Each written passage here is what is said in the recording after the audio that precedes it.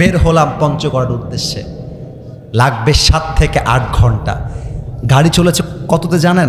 120-এ, যেখানে বাংলাদেশে 80-র উপরে নেওয়া দণ্ডনীয় অপরাধ। আল্লাহ, এই মাহফিলটা তো আবার ইউটিউবে যাবে রে। 120-এ গাড়ি চলতেছে, যদি একবার ব্রেক মারে না, আমি আসিফ হুজুর সহ 14 গোষ্ঠী উড়ে যাবে আকাশে। চলতেছে গাড়ি 120-এ, আর আমি শুধু বলছি আল্লাহ, লা ইলাহা ইল্লাল্লাহ, লা ইলাহা ইল্লাল্লাহ, লা ইলাহা ইল্লা আনতা সুবহানাকা ইন্নী কুনতু মিনাজ জালিমিন। দোয়া পড়ছি আর যাচ্ছে। আল্লাহর কসম করে বলছি, এখানে কাউসার আছে, নাইম আছে, এরা আমার প্রত্যক্ষদর্শী।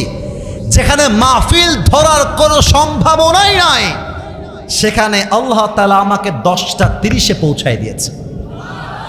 আল্লাহর নামে কসম করে বললাম, এটা সত্য কথা, এই মাসের কথা। তো আমি তখন বুঝলাম যে বিপদে আপনি পড়বেন।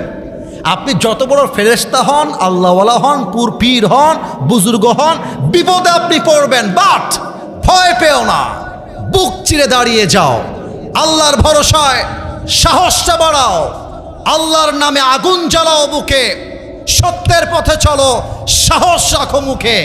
আরে আল্লাহ যখন পাশে, কিসের এত ভয়? তাওয়াক্কুল করো, কাছে আসবে বিজয়। ঠিক কিনা বলেন?